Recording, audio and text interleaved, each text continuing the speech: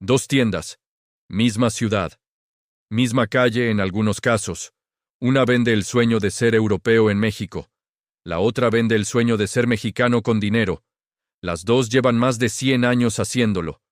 Las dos sobrevivieron revoluciones, crisis económicas, devaluaciones que borraron el patrimonio de generaciones, la llegada de Walmart, el apocalipsis del retail americano y la pandemia que cerró todo. Las dos siguen ahí. Pero lo que parece una coexistencia tranquila entre dos instituciones del comercio mexicano esconde algo que en los últimos 20 años se ha vuelto más intenso, más estratégico y más decisivo para el futuro del retail de lujo y clase media alta en este país. Una guerra silenciosa. Sin comunicados de prensa agresivos, sin campañas de desprestigio públicas, sin los espectaculares frente a las oficinas del rival que caracterizaron la guerra de las cerveceras. Una guerra que se libra en las ubicaciones que se compran antes de que el competidor pueda comprarlas, en los diseñadores exclusivos que se contratan para que no trabajen con nadie más, en los sistemas de lealtad que atrapan al cliente con puntos y beneficios que hacen que cambiar de tienda tenga un costo que va más allá del precio de la ropa, en las decisiones financieras que una empresa tomó y la otra no tomó, y que hoy explican por qué una de las dos está construyendo el futuro del retail mexicano, mientras la otra está reconstruyendo el suyo después de una crisis que casi la destruye. Cómo dos tiendas departamentales que existen desde el siglo XIX terminaron librando una de las batallas comerciales más fascinantes y menos contadas del capitalismo mexicano. Hoy vamos a ver los números, las decisiones y las estrategias que ninguno de los dos comunicados de relaciones públicas va a confirmar jamás. Ciudad de México, 1891. Un grupo de empresarios franceses abre una tienda en el centro histórico de la capital. La llaman el Puerto de Liverpool. El nombre evoca los grandes puertos europeos, la conexión con el comercio internacional, la idea de que en esa tienda puedes encontrar lo que llega de Europa, lo que el mundo produce y que México merece tener. No es casualidad que sea francesa. El porfiriato está en su apogeo. Porfirio Díaz gobierna un México que mira a Europa, especialmente a Francia, como el modelo de civilización y progreso al que aspirar. La élite mexicana viaja a París. Compra en París. Decora sus casas como en París. Liverpool llega a satisfacer esa aspiración para quienes no pueden ir a París, pero quieren traer un poco de París a su casa. El modelo funciona. La tienda crece. Sobrevive la revolución, que destruye muchos negocios, pero que también transforma a México en un país que busca construir una clase media que no existía en los términos modernos antes de ese conflicto. Ahora viajemos 10 años antes, 1881. Un grupo de empresarios, también con raíces europeas, abre en el centro histórico una tienda de nombre más ambicioso todavía: el Palacio de Hierro. El nombre es una declaración arquitectónica. Las estructuras de hierro eran en el siglo XIX lo que el vidrio y el acero son hoy: modernidad, ingeniería, el futuro materializado en una fachada. El Palacio de Hierro, desde su nacimiento, apuntó a un cliente diferente al de Liverpool, más exclusivo, más orientado al lujo europeo puro, menos masivo, más aspiracional en el sentido más estricto de esa palabra. Esa diferencia de posicionamiento original, aunque las dos tiendas competían en el mismo espacio geográfico y disputaban al mismo cliente de clase media alta, definiría las estrategias de las dos empresas durante más de 100 años. Liverpool se volvería mexicana con el tiempo, en propiedad y en identidad. El Palacio de Hierro mantendría más consistentemente su identidad de lujo europeo, de exclusividad, de ser el lugar al que vas cuando quieres sentir que estás en una tienda que podría estar en París o en Madrid. Ambas construyeron algo que en el retail es más difícil de construir que cualquier estrategia de precios o cualquier sistema logístico. Una identidad emocional. La forma en que te sientes cuando entras a una tienda que conoces desde niño porque tu madre te llevaba ahí de la mano. El olor específico de los pasillos. La iluminación que hace que la ropa se vea de cierta forma. La experiencia acumulada de décadas que convierte una tienda en algo más que un punto de venta. Convierte una tienda en parte de quién eres. Esa identidad emocional es el activo más difícil de valorar en un balance y el más difícil de destruir o de replicar cuando se construye bien. Las dos empresas lo construyeron bien durante el siglo XX. Lo que pasó en el siglo XXI separó sus destinos de formas que ninguno de sus fundadores originales podría haber anticipado. Para entender la guerra, hay que entender primero cómo las dos empresas llegaron al siglo XXI. Liverpool llegó como una empresa cotizada en la Bolsa Mexicana de Valores, con accionistas institucionales, con obligación de transparencia financiera que las empresas públicas tienen, con una estructura de gobierno corporativo que, aunque controlada por la familia Bayer en términos prácticos, tenía los mecanismos formales que el mercado de capitales requiere, y con una estrategia de expansión que en los años 90 y 2000 fue de las más agresivas en la historia del retail mexicano. Liverpool entendió algo que muchas empresas de retail tardaron en procesar: que en México, la batalla por el cliente no se gana solo en el producto, se gana en la ubicación, en estar donde el cliente está antes de que el cliente sepa que va a estar ahí. Los centros comerciales fueron el campo de batalla.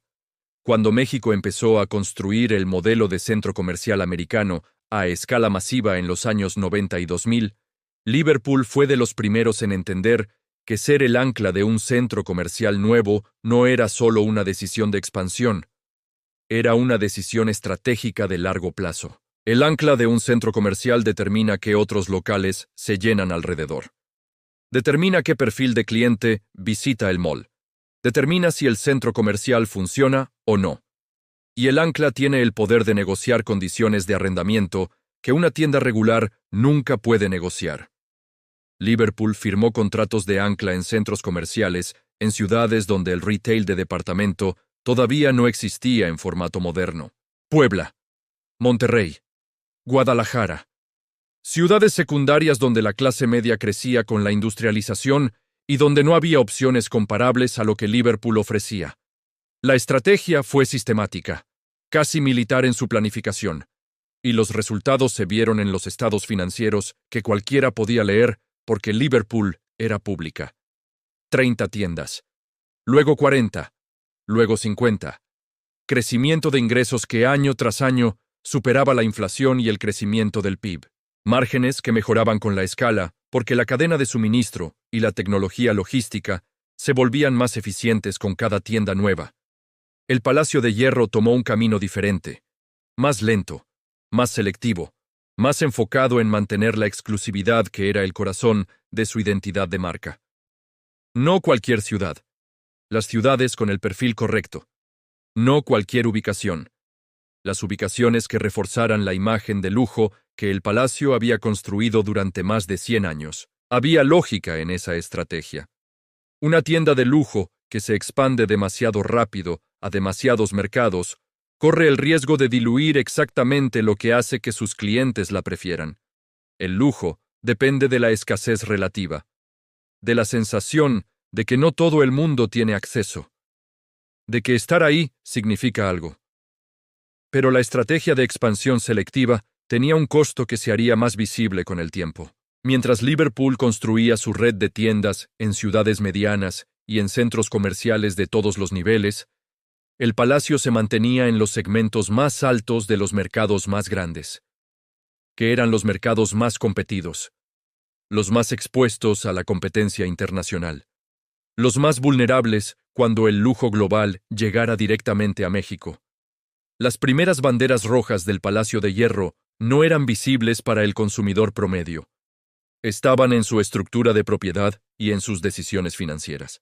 El Palacio de Hierro era propiedad del grupo Sanborns, controlado por Carlos Slim, una empresa dentro del conglomerado más grande de México, con acceso al capital del hombre más rico de América Latina. Eso debería ser una ventaja absoluta, y en ciertos momentos lo fue. Pero también creaba una dinámica donde las decisiones estratégicas del palacio no podían separarse completamente de las prioridades y los tiempos del conglomerado más grande al que pertenecía. Una empresa que es parte de un conglomerado diversificado, toma decisiones en función de las prioridades del conglomerado, no siempre en función de sus propias necesidades competitivas de largo plazo. Esa tensión, invisible desde afuera, sería parte de la historia que vendría después. Justo cuando el retail mexicano parecía estable, cuando las dos instituciones parecían haber encontrado su espacio en el mercado, cuando nadie anticipaba la turbulencia que estaba a punto de llegar desde múltiples direcciones simultáneamente, antes de ver cómo las decisiones de la última década separaron los destinos de las dos empresas de formas que todavía están resolviéndose. Si las historias de cómo se construye y se defiende el poder económico en México te generan las preguntas que nadie en los medios de negocios está haciendo con suficiente claridad, un like nos ayuda a seguir haciéndolas. Sigamos. La historia se acelera en dos momentos que llegaron casi simultáneamente y que cambiaron el campo de batalla de formas que ninguna de las dos empresas había calculado completamente. El primero fue la llegada del retail internacional de lujo a México en escala masiva. Durante décadas, el consumidor mexicano de alto poder adquisitivo que quería marcas de lujo europeas o americanas tenía opciones limitadas. Viajaba a Estados Unidos, compraba en las pocas boutiques multimarca que existían, o compraba en el Palacio de Hierro, que era el intermediario de facto entre el lujo internacional y el mercado mexicano. Esa posición de intermediario era extraordinariamente valiosa. Y también era completamente vulnerable al momento en que las marcas decidieran que México justificaba presencia directa. Ese momento llegó. Louis Vuitton, Gucci, Chanel, Prada, Hermès. Las marcas que el Palacio de Hierro había vendido durante décadas dentro de sus tiendas abrieron sus propias boutiques en Ciudad de México, en Santa Fe, en Polanco, en Mazarik. De repente el consumidor que antes necesitaba al Palacio para acceder a esas marcas podía ir directamente a la fuente, con la experiencia de marca pura que una boutique monoproducto ofrece, versus la experiencia compartida de un piso dentro de una tienda departamental. La intermediación del Palacio en el segmento de lujo puro se erosionó, no desapareció. Las tiendas departamentales tienen ventajas que las boutiques individuales no pueden replicar. La posibilidad de comprar múltiples marcas en un solo viaje. La facilidad del crédito departamental. La experiencia de una visita que incluye restaurante, cafetería, perfumería, hogar. Pero el Palacio ya no era la única puerta al lujo en México. Y eso cambió su posición negociadora con las marcas y su propuesta de valor con los clientes. Liverpool enfrentó una amenaza diferente pero igualmente existencial. Walmart había llegado a México en los años 90, con una lógica de precios y escala que ningún retailer mexicano podía igualar directamente en el segmento de precio bajo. Pero en el segmento donde Liverpool competía, el de clase media y clase media alta, la amenaza no vino de Walmart, vino de otra dirección: el comercio electrónico, y específicamente Amazon. Amazon llegó a México en 2015, no con la selección completa que tenía en Estados Unidos desde el primer día, pero con una promesa de expansión que cualquier retailer con acceso a datos de consumo debería haber leído como lo que era. El inicio de la transformación más profunda que el retail mexicano había enfrentado desde la llegada de los centros comerciales. Liverpool reaccionó. Y su reacción es, en retrospectiva, uno de los casos más interesantes de respuesta estratégica al comercio electrónico en el retail latinoamericano. No intentó competir con Amazon en precio o en amplitud de catálogo. Esa batalla estaba perdida antes de comenzar. Ninguna tienda departamental puede tener el catálogo de Amazon ni la eficiencia logística de una empresa que había construido durante 20 años su infraestructura específicamente para el comercio digital. Liverpool apostó por algo diferente. Apostó por la omnicanalidad como ventaja competitiva real, no como estrategia de relaciones públicas. Invirtió masivamente en tecnología logística para que la promesa de entrega rápida fuera real y no aspiracional. Construyó la capacidad de que el cliente comprara online y recogiera en tienda, o comprara en tienda y recibiera en casa, o devolviera en cualquier canal lo que había comprado en cualquier otro canal. Eso suena obvio, En la práctica es extraordinariamente difícil de ejecutar porque requiere integrar sistemas de inventario, sistemas de pago, sistemas logísticos y cultura organizacional que en la mayoría de los retailers tradicionales viven en silos que no se comunican entre sí. Liverpool lo ejecutó. No perfectamente en los primeros años, pero con suficiente consistencia como para construir una ventaja que sus competidores no podían replicar fácilmente. Y entonces tomó la decisión que más claramente separó su trayectoria de la del Palacio de Hierro, la adquisición de Suburbia. En 2016, Liverpool compró Suburbia por 14.300 millones de pesos. Una cadena de tiendas de ropa de precio accesible con más de 150 puntos de venta, orientada a un segmento de cliente más masivo que el cliente tradicional de Liverpool. La adquisición tenía una lógica que no era inmediatamente obvia para los analistas que cubrían el retail de lujo. ¿Por qué Liverpool, que había construido su identidad en el segmento de clase media alta, quería una cadena de ropa popular? La respuesta estaba en los datos que Liverpool había acumulado sobre el comportamiento de compra de sus clientes, en el conocimiento de que la pirámide de consumo en México se está transformando, en la apuesta de que la clase media en expansión iba a querer eventualmente acceder a Liverpool, pero que en el camino pasaría por Suburbia. Era una estrategia de captura del cliente en el nivel más accesible para llevarlo, con el tiempo, hacia el ticket más alto. Era también la construcción de una red de distribución con 150 puntos adicionales en ciudades donde Liverpool no tenía presencia. Puntos que podían servir como centros de distribución de última milla para el comercio electrónico. La visión era más grande que comprar una cadena de ropa barata. Era construir el ecosistema de retail más completo del mercado mexicano. El Palacio de Hierro, mientras tanto, enfrentaba una crisis que amenazaba su existencia de una forma que pocos observadores externos anticipaban. 2020. La pandemia llega a México con la misma brutalidad con que llega al resto del mundo. El retail no esencial cierra. Los centros comerciales cierran. Las tiendas departamentales cierran. Y aquí está la diferencia que los meses de pandemia hicieron visible, de forma que no podía ignorarse. Liverpool tenía su infraestructura digital. Tenía la capacidad logística para operar en formato de comercio electrónico a una escala que el confinamiento de repente hacía necesaria para millones de consumidores que no habían comprado online antes. Las ventas digitales de Liverpool se multiplicaron durante la pandemia. No compensaron completamente el cierre de tiendas físicas, pero amortiguaron el golpe de una forma que una empresa sin esa infraestructura no podía hacer. El Palacio de Hierro enfrentó la pandemia con una vulnerabilidad que su dependencia del canal físico y del cliente que va a la tienda como experiencia hacía casi inevitable. El cliente del palacio, de alto poder adquisitivo, sí tenía acceso a la tecnología y al comercio electrónico.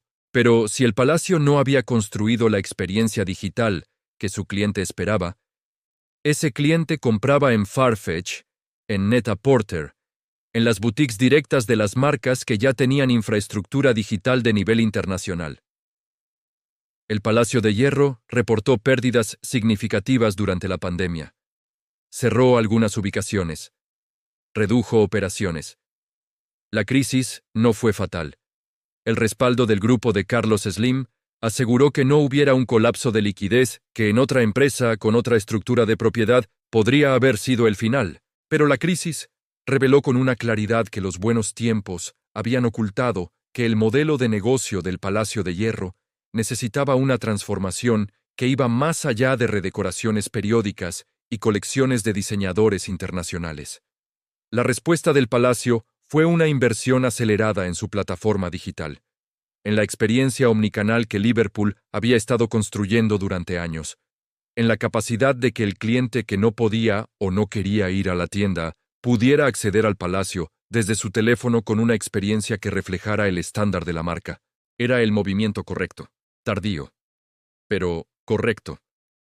El problema con la tardanza en el retail digital es que los efectos de red que construyen los ecosistemas de comercio electrónico son difíciles de alcanzar una vez que el competidor lleva años construyendo su base de datos, su motor de recomendaciones y la lealtad del cliente digital. Liverpool tiene hoy más de 50 años de datos de comportamiento de compra de sus clientes. Sabe qué compran en primavera y qué compran en diciembre. Sabe cuándo cambian de una categoría de precio a otra. Sabe qué clientes están a punto de hacer una compra grande antes de que los clientes mismos lo sepan. Esa información, acumulada primero en las tarjetas de crédito departamentales y luego en los programas de lealtad digitales, es un activo competitivo que ningún recién llegado puede comprar. La guerra silenciosa entre Liverpool y el Palacio de Hierro hoy se libra en múltiples frentes simultáneamente, en las ubicaciones premium de Polanco, de Santa Fe, de Interlomas, donde las dos marcas compiten por el mismo cliente de alta capacidad adquisitiva con propuestas de valor que se han acercado más entre sí de lo que ninguna de las dos admitiría públicamente. En el espacio digital, donde Liverpool tiene ventaja de escala y experiencia, pero donde el Palacio ha acelerado su inversión con la urgencia de quien sabe que el tiempo no le sobra. En las marcas exclusivas. Ambas empresas negocian con diseñadores y marcas internacionales para tener acceso que el competidor no tiene o para ser el primero en llevar algo nuevo al mercado mexicano. Esa negociación es invisible para el consumidor, pero determina una parte significativa de la propuesta de valor de cada tienda. Y en los sistemas de lealtad. La tarjeta Liverpool y la tarjeta El Palacio de Hierro son instrumentos financieros que generan ingresos por intereses, pero que son también sistemas de captura de datos y de fidelización que hacen que cambiar de una tienda a otra tenga un costo real para el consumidor. Los números que están disponibles públicamente cuentan parte de la historia. Liverpool reporta ingresos anuales que en los últimos años superan los 60,000 millones de pesos, con crecimiento consistente que incluye el efecto de suburbia y de la expansión del comercio electrónico. El Palacio de Hierro, al ser parte de un conglomerado más amplio, no reporta sus cifras de forma separada con el mismo nivel de detalle. Lo que se conoce del desempeño del grupo Sanborns, que incluye al Palacio, sugiere una recuperación post-pandemia que es real, pero más lenta que la de Liverpool. Las aperturas de nuevas tiendas cuentan también la historia. Liverpool sigue abriendo, en ciudades medianas, en nuevos centros comerciales, con el ritmo de una empresa que tiene claridad sobre hacia dónde va y los recursos para ir ahí. El Palacio de Hierro abre con más selectividad, manteniendo el carácter de marca que la expansión masiva podría diluir, pero que la expansión selectiva no puede escalar con la misma velocidad. Hay algo en esta historia que trasciende el retail mexicano y que aplica a casi cualquier industria donde coexisten dos modelos de negocio diferentes, sirviendo mercados que se superponen parcialmente. La tensión entre exclusividad y escala. El Palacio de Hierro eligió la exclusividad. Es una decisión válida. El lujo depende de la escasez. La marca se deteriora si está en todos lados. Liverpool eligió la escala. Con todas las tensiones que eso implica para mantener la relevancia en el segmento premium, mientras también sirves al segmento masivo. Ninguna de las dos decisiones es objetivamente correcta o incorrecta. Son apuestas sobre cuál es el segmento que crecerá más en el México del siglo XXI. Sobre qué valora más el consumidor mexicano en cada etapa de su vida económica. Lo que sí es claro es que la empresa que combinó la visión estratégica de largo plazo con la inversión consistente en tecnología y logística, antes de que la crisis la obligara, llegó a la segunda década del siglo XXI en una posición competitiva notablemente más sólida. Y la empresa que confió en la fortaleza de su marca y en el respaldo de su conglomerado, sin hacer las transformaciones estructurales con suficiente anticipación, tuvo que hacerlas de emergencia en las peores condiciones posibles. No es una historia de un ganador y un perdedor definitivos. El Palacio de Hierro sigue siendo una de las marcas más potentes del retail mexicano, con una identidad que 140 años de historia han hecho casi imposible de borrar. Pero es una historia de dos empresas que tuvieron acceso a la misma información sobre el futuro del retail, que veían el mismo mercado, que competían por el mismo cliente, y que tomaron decisiones diferentes en el momento en que esas decisiones más importaban. El resultado de esas decisiones todavía está escribiéndose en cada centro comercial nuevo que abre, En cada cliente que decide a cuál de las dos tiendas ir cuando necesita algo que ninguna tienda de ropa normal puede darle, en esa decisión pequeña, cotidiana, aparentemente trivial, está el resultado de la guerra más silenciosa y más larga del capitalismo mexicano. Si llegaste hasta aquí, ya sabes que estas historias no se encuentran en cualquier lugar. Están en punto 54. Suscríbete para no perderte el próximo caso y dime en los comentarios, ¿qué habrías hecho tú en su lugar? Nos vemos en el siguiente.